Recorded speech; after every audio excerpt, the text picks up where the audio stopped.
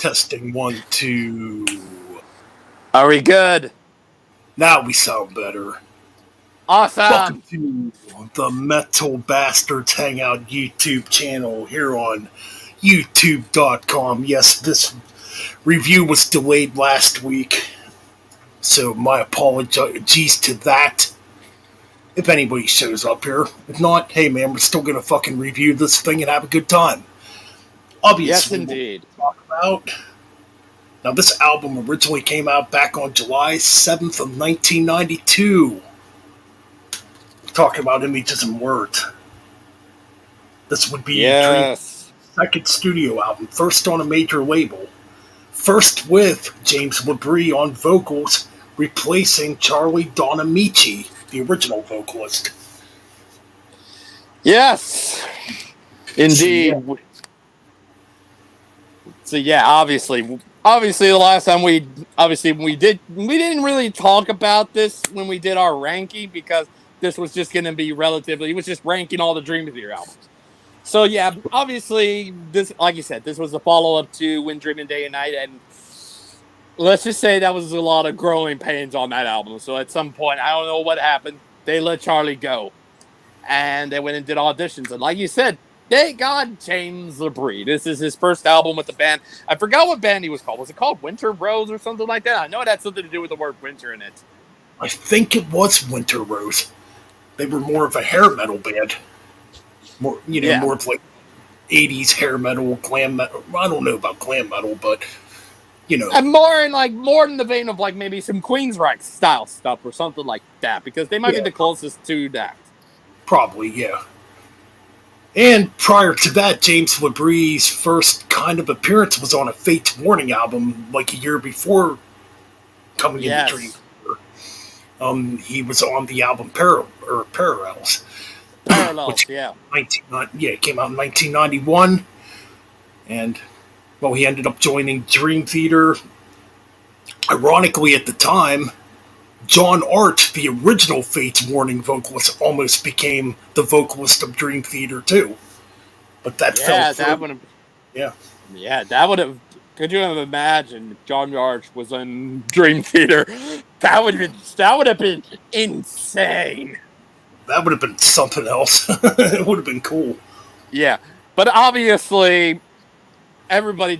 If you were to say to a Dream Theater fan or something, that when you think of this album, you think of Pull Me Under, obviously. Mm-hmm. Obviously. Right.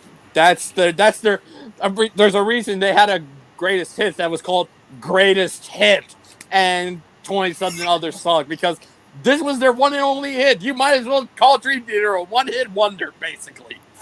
Pretty much, and it was a pretty big song back in 92, and that's how I first heard Dream Theater, was Pull Me Under, obviously.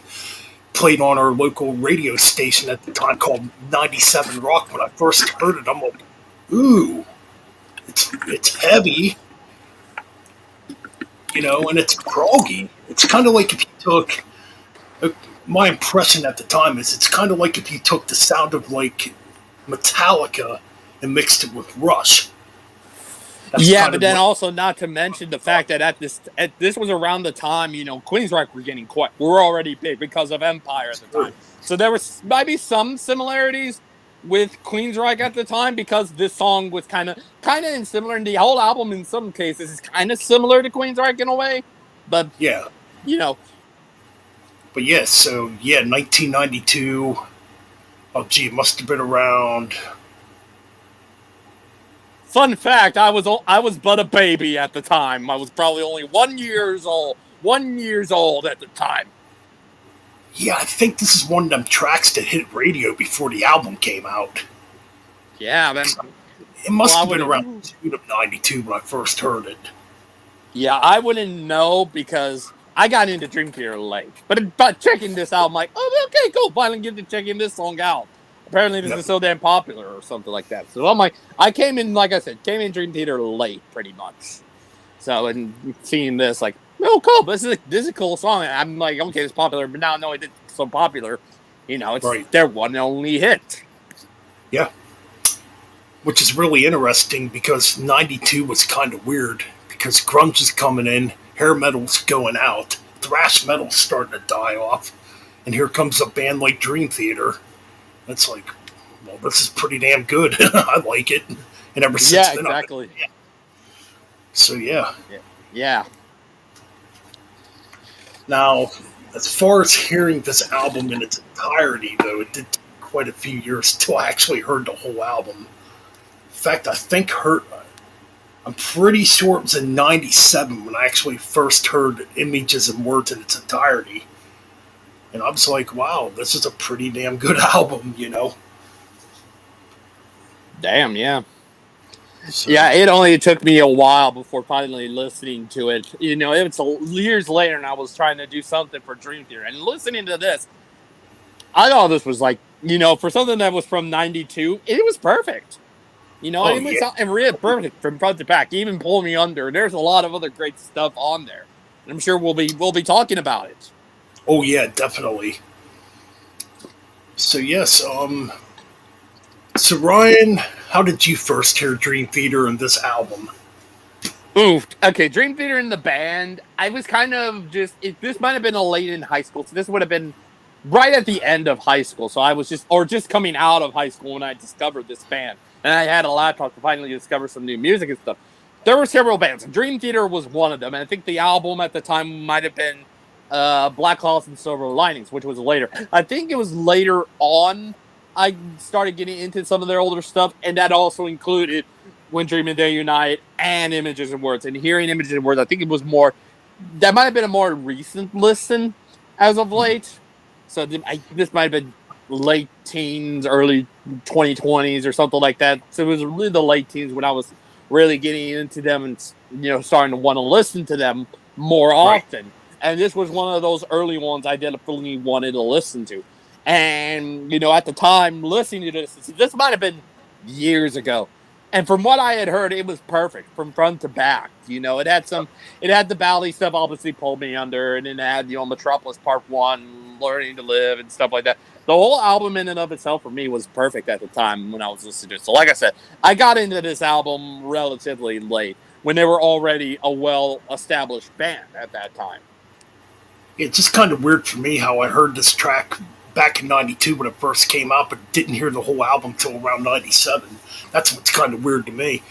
Because, not to get off topic, the first Dream Theater album I actually listened to in its entirety, and it's an EP, is A Change of Season. Right when it came out in '95, I ordered it on cassette tape. Back in the day, we had BMG Music in Columbia House, and I remember ordering it on cassette tape back then. And I got the CD of it right here. I kind of count it as part of Images and Words because it was written during the Images and Words That's sessions. true. Yeah. That's very true. So technically, we could talk about that too, since it is also around that time, or maybe a little bit later. But it was around the time when they were writing for Images and Words. I think originally it was supposed to be on Images and Words. But they didn't have it. But it was not enough room on the album, so they were like, okay. Right. And then they came back to it. They came back to it later and gave it its own EP, basically. So I do. Mm-hmm. I feel like we should talk about it because it was a part of the Images and Words sessions. That's very true, and there's demos of it too from around that period. So. Yeah. Yeah. So why don't we get started talking about this album? You know, track by track. Yes. We'll get into a track-by-track analysis here of Images and Words. Obviously, the opening track is "Pull Me Under," the biggest song. Yeah, obviously. What can be said about it? It's a great song. It's one of them songs too you wouldn't really expect to be a radio hit for the time, at least, because it's still pretty heavy. There's double bass in it, and it's somewhat technical. Yeah, like it starts off very, like it kind of has like a melodic Metallica type of intro to it. How Metallica? Yeah. Welcome Home. It sounds like a Welcome Home style riff. Yeah, then it gets fairly heavy. Then what makes the track unique too is the keyboard. You know, which gives it a different flair, unlike a lot of like Some bands of the at the time. prog, yeah, a lot of those prog or stuff like bands, like your Queensryche. Queensryche might have had keyboards, but they had 2 guitar players, at the time. Dream Theater only had 1, but basically their second guitar player was their keyboardist, basically, in a nutshell. Right. So then when James Labrae's vocals kick in, you kind of get a Geddy Lee type of vibe to it. Which gives it like you get the aggressive heavy riffs, but you get like the Geddy Lee vocal style kind of, when the vocals kick in. Yeah, especially that second part of the chorus kicks in and he's in a higher register. Like, oh my God, it's oh my God, it's like, oh my, Geddy Lee. Yeah, absolutely. I'm getting Geddy Lee now because of that huge scream. Kind of that screaming, like not quite screams, like more of like high pitched singing style. His vocals are so much higher register at this point. He can't do that anymore. But you look at that now with just listening to that, I'm like, my God, that's just wow. That is a notable factor too. On this album, he definitely does do a little bit more of the high register when it comes to the vocals, and like in quite a few of the tracks. But Pull Me Under. I mean, man, great. I mean, you get technical drum work by Portnoy, the solos by freaking Petrucci. Jesus Christ! Oh my God, this was so damn good. They even did it later on in their career. Like, I think On the Backs of Angels is just Pull Me Under Part 2, basically. When you listen to that song, basically, it's so damn good. I don't get sick of that style. It's. I don't get how some of you don't like Dream Theater. You ought to be ashamed. Come on, people. Come on. Well, they made some questionable decisions, but they have some fantastic albums. But right. But anyways, Pull Me Under, holy cripe. Just the way the song is structured and put together, absolutely amazing. It's got a great chorus too, it's not a complicated chorus, but it's a really good catchy chorus, pull me under, Yeah, pretty much. It's a catchy, right. Catchy chorus, chorus, pretty much. Man, I was lucky enough to see Dream Theater at Gigantor in Pittsburgh back in 2005 with Megadeth, Fear Factory. Oh, they were touring for They were probably touring for Octavarium at the time, or Octavarium had not come out yet. That was out. I think it was out, or it was about to come out. I believe. Yeah, that's kind of interesting. A thrash band and an industrial metal band and then a progressive metal band on the same tour. That's just, how is that even possible? Like, then you had Dry Kill Logic there too, which was a new metal band. So it was you had all over the place, music stuff all over the place, basically. But yeah, man. So I was lucky enough to get to see Dream Theater perform Pull Me Under live, and they ended the show with Pull Me Under, which was fucking cool. Yeah. Oh man, still one of the best shows I've ever seen was Dream Theater live. I gotta see them at some point. They're a Bucks fan I need to see at some point. I need to see them again. Definitely. Yeah. Anyways, anything else to say about Pull Me Under? Outside of all that stuff, like you said, love the keyboard work from Kevin Moore. You said the drum more, even in the beginning, kind of have the bass feature, from Me Young, really, really cool. You don't see many bands having them feature their bassist, that early in their career and stuff, but they were doing that with, Me Young, even all the way through his career with Dream Theater. They've always featured him, and it's really, really cool. There's only maybe a few other bassists that I can think could be featured. Geddy's probably one of those as well. When we're talking on Rush, Geddy was one of those because he's a great bass player too. But yeah, to see someone like a metal band or a prog metal band featuring their bassist, it's good. The guitar solos, like you said, are fantastic. Even some of the shorter ones before going into the chorus, even the guitar solo near the end, great work from everybody on the song. Love the song. Hell yeah. All right, so moving on, we go to Another Day, track 2. Quite different. Yeah, much Quite, more ballady. It's yeah, more ballady than what Pull Me Under was. Pull Me Under had some ballady moments, but Another Day is kind of like a ballady type of song. yeah, this one's pretty much a ballad. It kind of reminds me of, it's kind of weird, it kind of reminds me of Toto, like a band like that. It's definitely has more of a pop sensibility to it. Yeah. Very progressive, very melodic indeed. Um, and you get a saxophone solo in here. Oh yeah, I do. I now you mentioned, yeah, I do remember that. It's been a while since I've listened to that, but now you mentioned, yeah, there might have been a saxophone. Yeah, definitely. Yep. Yeah, it's really melodic. Probably a song not for everyone. I actually liked the song. I think when I first heard the album years ago, I didn't really care for it. I'm like, this is a little too poppy, but I was much younger back then too. But over time, it grew on me. I'm like, ooh, yeah, it's quite a catchy melodic track. And you can definitely hear them. Yeah, you can definitely hear more of that AOR pop sensibility on this track. Yeah, like Queensryche at the time, you know? Queensryche or a band like Toto or Asia, one of them kind of bands, you know. And they used to have some prog masters too in that band. That's true. Very true. Yep. John Wetton, you know, guys like that. And Dream Theater really never, well, yeah, they never really wrote a mellow track like this again. I mean, they kind of had, but not with like saxophones. At least I can't remember nothing like after this album that has saxophone on it, you know. No, they don't.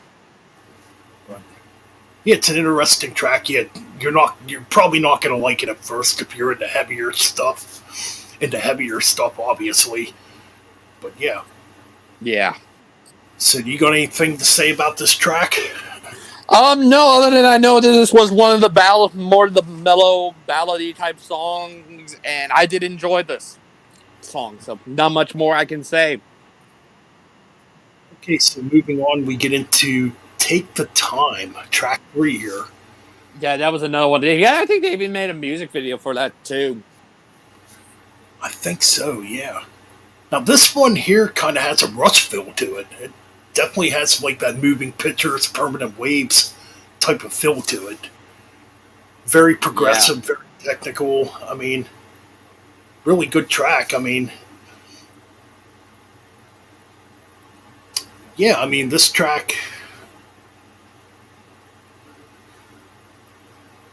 yeah, it's definitely really very Rush. I mean, you notice as you go into the album how the album like uh, changes. You know, like the first track's fairly heavy, track two's light, then track 3, you know, you get this proggy Rush type of tune. You know, I'm just trying to think. I don't know what else to really say about track 3 here. Maybe you can help me out here. Yeah, no, this one's another one I can't really remember, but yeah, you might have held it on the fact that, yeah, I might have remembered that this was kind of more of like a Rush moving picture style song. So yeah, I really can't think of anything else to think of for it. Right. All right, I guess we'll move on to track 4 here. Surrounded. Again, now this track, it's kind of ballady too. Kind of a style you would hear going into the future, I guess. Like it's kind of like more of a piano ballad, I guess you would say. Which you would hear a lot of on Metropolis 2, Scenes of a Memory. You know, Falling into Infinity has a couple of these piano type of tracks. Yeah, again, it's basically another ballad. It does get a little heavier near the end, but again, it's not like full-on heavy. It's more like that Rush type of prog heavy. Not a bad track. It's probably, I would say it's probably the least memorable track for me, at least on the album. And that's pretty much all I got to say about it. Yeah, I'm gonna probably agree with you on that. Yeah, pretty heavy. Yeah, definitely. Okay, so now we get into a masterpiece. Let me take a guess. Metropolis Part 1. Am I uh, right or am I wrong? right.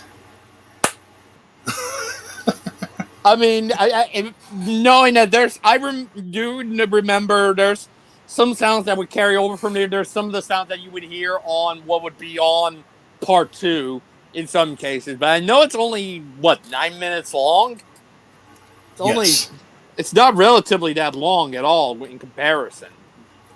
You know, But yes, Metropolis Part Two. I kind of lost my train of thought there for a minute.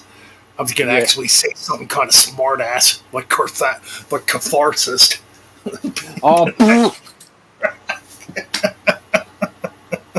No, but no, this Metropolis Part One. Holy cripe! Is this track a masterpiece? Epic, bombastic, heavy, melodic. You get everything in this track. You get melodic moments, you get heavy moments, you get speed metal moments. Almost, you get a little bit of thrash metal in there too, which is kind of unique.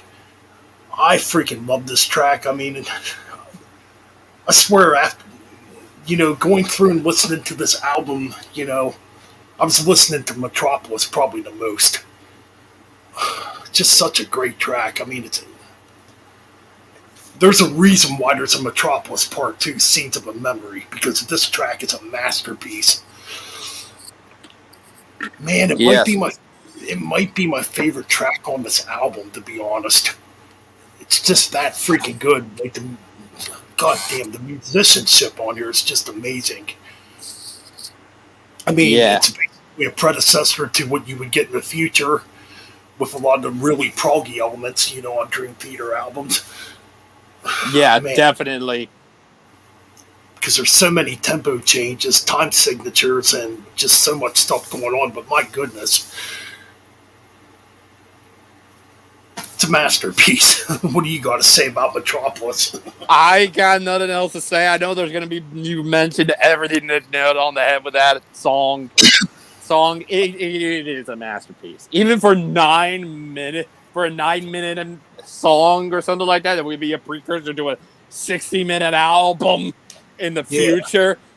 You nailed it right on the head with what you said. Fantastic song. Freaking. I mean, and it doesn't, like, to me, it doesn't even feel like it's 9 minutes long. It's just that exciting, Yeah.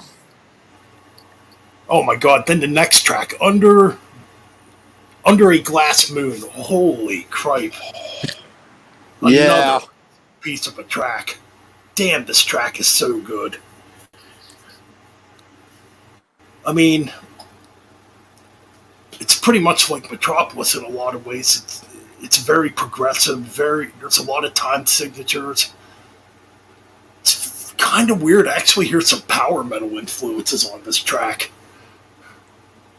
You can really hear it too. Yeah, you can kind of tell because some prog bands tend to have some power metal in them and early in their careers. This is only their second album, but they're going to have some of the power metal stuff in there, So I'm not surprised that they're going to, considering Queensryche was also kind of power metal-y in around that time, but still kind of their power prog in some cases. But the power metal, I'm not surprised that Dream Theater would have something like that. Especially early in their career. Definitely. And I should definitely point out, too, James Labrae.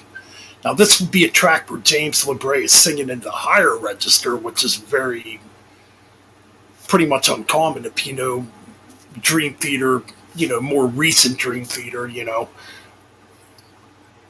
But man, yeah, his vocals are great on this track. Yeah, I mean, a lot of people dog him for being a bad vocalist. I mean... Okay, his voice. He's not. Yeah, but obviously this contributes to. I think he had some sort of like a food poisoning later on, and that might have affected his vocals in some cases. Not in some of those. Some later albums, it wasn't really a factor. It's just that more recent albums, that and age start taking a toll on you. Yeah, I really enjoyed this track. Kevin did some amazing keyboard work throughout this album. Very different keyboardist compared to Jordan Rudess. Yeah. Way different style. I think his style is definitely more AOR when it comes to keyboard playing. Definitely more of that 80s progressive metal, or not, well, progressive rock type of sound, like in Asia or something like that. I can definitely hear this keyboard playing. But all in all, yeah, Under a Glass Moon is another excellent track. Then we go into Wait for Sleep, which is just a short little. Yeah, it serves as, I believe, it has the title track in. It has the name of the album in there. It serves as the title track because I think they do.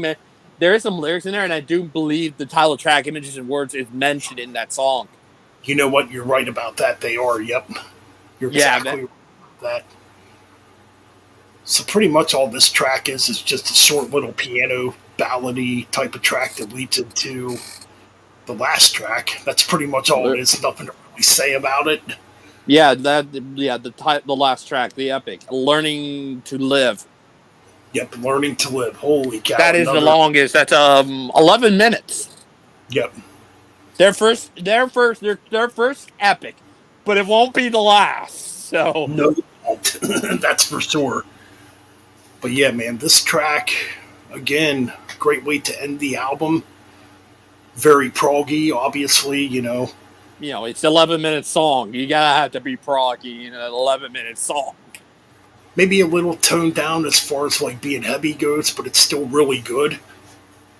I mean, yeah, they would nail heavier epics later on in their career, but I think for their first outing, I think they wanted to play it safe, and they did. And quite frankly, it's a great epic, but it isn't. I wouldn't say it's the best epic from them. They make better epics later, but I think for a first outing, pretty good, pretty damn good. I give it a thumbs up.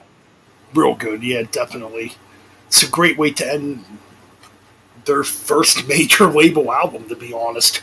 Yeah, they were with a label that's owned by Elektra. So they're technically on the same label, kind of on the same label as Metallica in a way. Well, this one was actually on Atlantic Records. Oh, yeah, Atlantic, yeah. Interesting, yeah, but they nailed it. But yeah, this is great. Yeah, ATCO Records. This is definitely great. Oh, yeah. Oh, wow, they're on the same label as ACDC. Wow. ACDC, Pantera, I believe, was on that label. Oh, yeah, that's right. They were just about to release Vulgar that year, too. I think. Vulgar's 92. Yeah, I think Vulgar had already come out, though. Yeah, probably, yeah. Yes. So, yeah, great album. Yeah, the last track, like I said, like we both said, it's a great epic. There's definitely better epics to come. Yeah. Oh no. I think this is definitely a solid album. I give this album a 9 out of 10.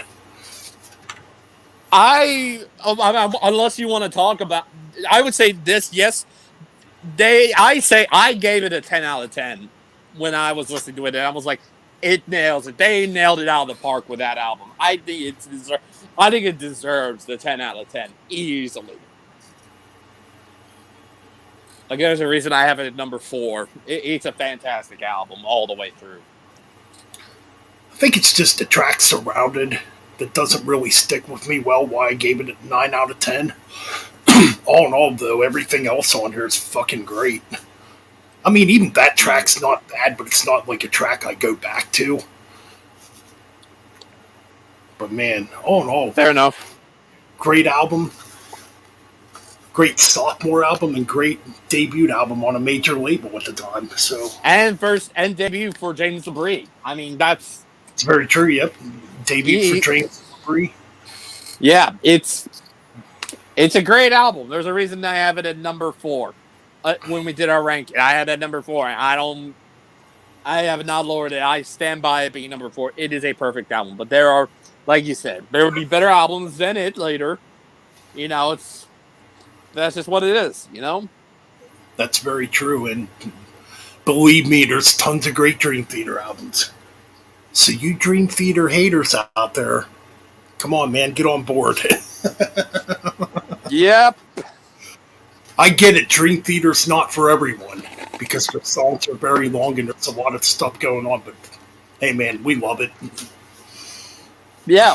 I love some of their albums. Sure, they made some duds, but you know, this album, not a dud. This is a classic. Right, exactly. So, yep, that's basically our review of Images and Words for its 30th anniversary. I know it's a little late, but hey, man, at least we got it in. So, anyways, if you come across this video, subscribe to this channel, the Metal Bastards Podcast channel. Subscribe to Mr. Damage Incorporated himself, the Demon Master Ryan Arnold, and hell, subscribe to my channel, Metal Ben's Chronicles. And anybody else, our crew, like Necrotic Nick, Mean Metal Mike, anybody else that's a part of our crew, subscribe to us. But anyway, so that's it for now. What time is it? It's 11:30. Yeah, it's 10:34. Okay. I might go live on my main channel here in the next 20 minutes. I'm not sure yet. I don't know. We'll see what happens. I don't have nothing really going on right now, so yeah, do a random live stream over there. All right, guys, stay tuned for that. If anybody's here watching. All right, guys, peace out. Yep. See y'all over there.